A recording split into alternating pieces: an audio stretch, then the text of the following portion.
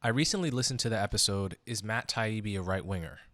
And I was especially struck by the part of the conversation regarding censorship, either by the government or big tech. I was left wondering if you thought the speech surrounding the election and the, quote, big lie should have been censored. Are there any instances where dangerous misinformation should be censored? And take the example of COVID. Okay, so here's what I would say about censorship.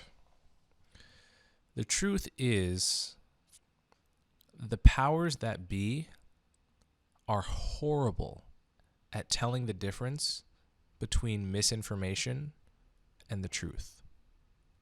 I'll repeat that. The powers that be, both in the government and at big tech companies, are horrible at telling the difference between misinformation and the truth. That is a fundamental observation that, folks like Matt Taibbi and many others have pointed out. That is just true, and it's proved over and over and over again. They're just not that good at fact-checking, right? Even the fact-checkers are not always great, but the powers that be in government and at big tech companies that think they can censor what's false, they have very little idea what's false. It's hard to figure out what's true in the world. It's not easy. And what's more, the people with the lever, with their hand on the levers,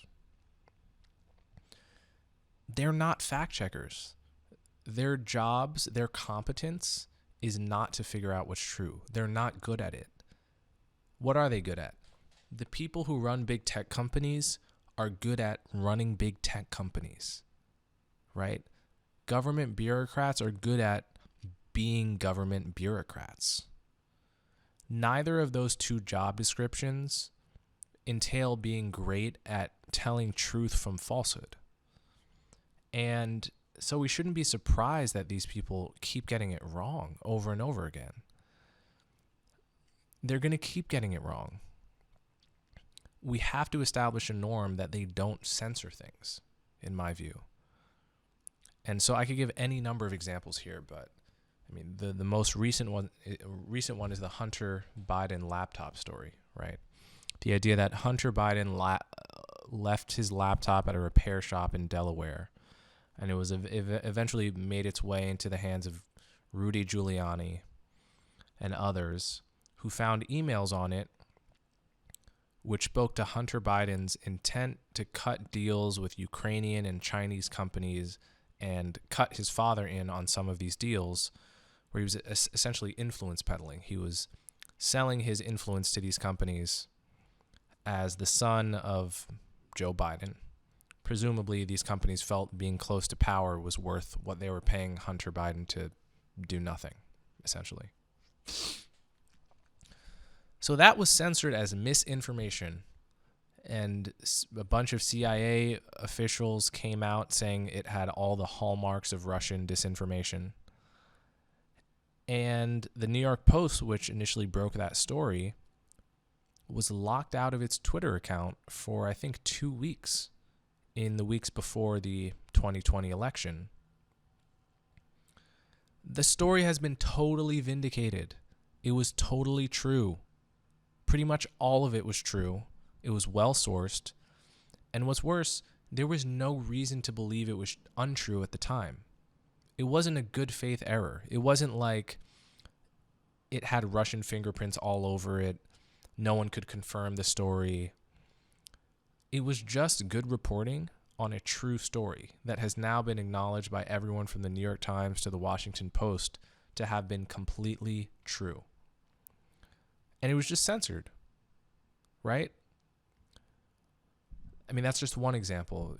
Lab leak is another example, right? We don't know if this is true yet. I still suspect that it probably is more likely to be true than the alternative hypothesis. But it was censored as misinformation and dangerous conspiracy for a long time before people finally realized there's actually as much or more evidence that it's true as there is of the wet market hypothesis for the origin of COVID. And, the powers that be got that one wrong. Whether myocarditis was a side effect worth talking about with the mRNA vaccines, right? Whether the vaccine stopped you from contracting COVID, right? Initially, that was called misinformation for a while. And then it turned out, well, yeah, you can still get it if you're vaccinated. It turned out that the real benefit of it was preventing serious illness and death.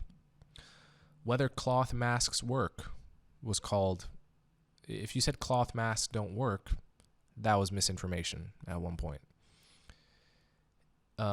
If you remember back in the very beginning of the pandemic, you had the New York Times and Vox and everyone saying that masks actually don't work at all. Masks don't work. And then a month later, it was like, okay, masks work. So, if you had said masks work, that was misinformation at that time. We now know through the New York Times and other places that the CDC has admitted to hiding data about the efficacy of booster shots in young people because they thought it would play into the hand of the anti-vaxxers, which is to say the data about whether the booster shot was worth it for young people did not totally support or did not obviously support the claim that it was worth it for young people. And so the CDC hid that data and only showed the data for older folks where it more supported the pro-vax point of view. So, there's a million and one examples that could be used here, but the point is the censors have very little idea what is true. They are horrible at telling the truth from falsehoods. And we should stop being surprised when they get it wrong. And when misinformation gets weaponized to serve the political agenda of one party or the other. And for big tech companies, that's almost always serving the interests of Democrats, broadly speaking, because big tech companies lean left. So,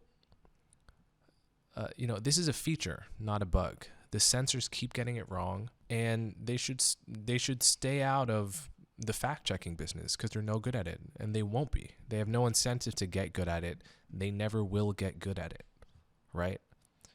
Their improvement is not around the corner. It's never coming.